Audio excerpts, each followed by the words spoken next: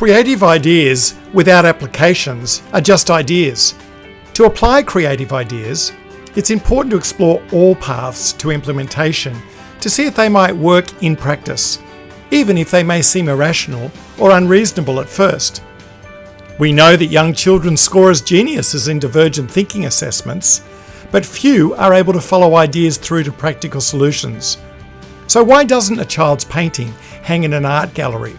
Or why don't their ideas become innovations?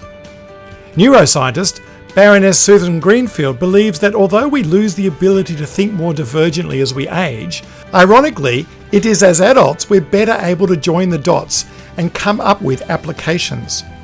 As we work towards practical applications from the lofty ideas process, we need to start identifying and redefining potential solutions.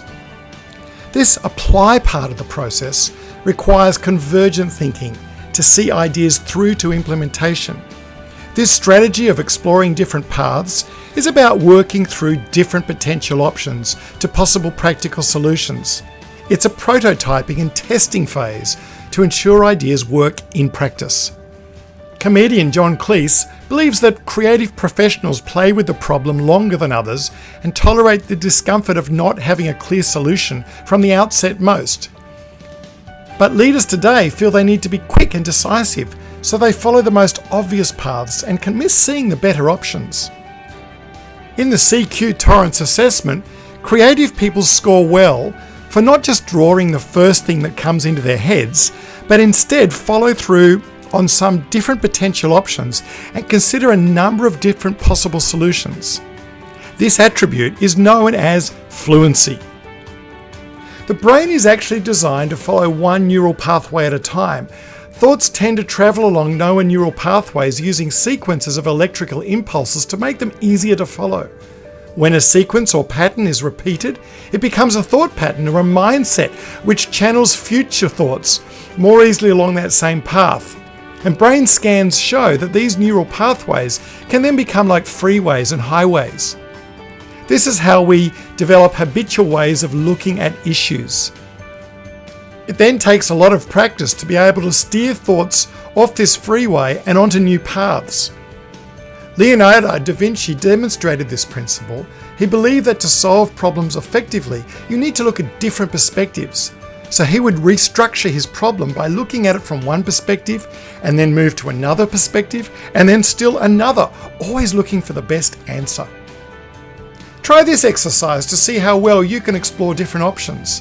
Think about how you would connect the 4 dots shown here with 3 straight lines, starting and finishing at the same spot without picking up your pen or pencil and without going back.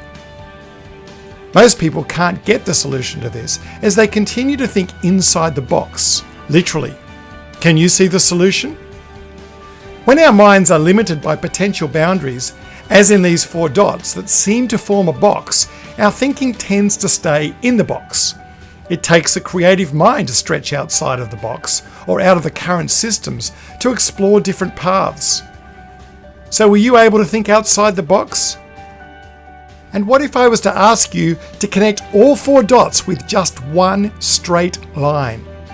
If you can't see the possibilities, we'll share the answer with you later. Exploring different paths can help us find that big breakthrough. The difference between a process-orientated approach like Six Sigma and creative thinking is that Six Sigma looks at how to tighten processes so as to minimize any chance of waste or defects through small incremental innovations.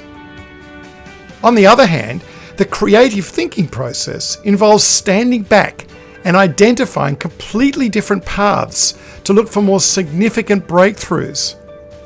Think of the process of getting a hotel guest from the busy airport to their hotel room. For example, many have worked hard to try and tighten the lengthy process and to make it as painless as possible.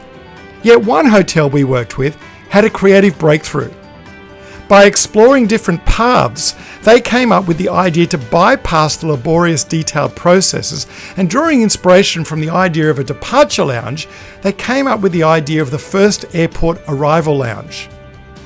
The arrival lounge was not a crazy new idea, but a developmental idea from an existing idea, the departure lounge, in a completely new context.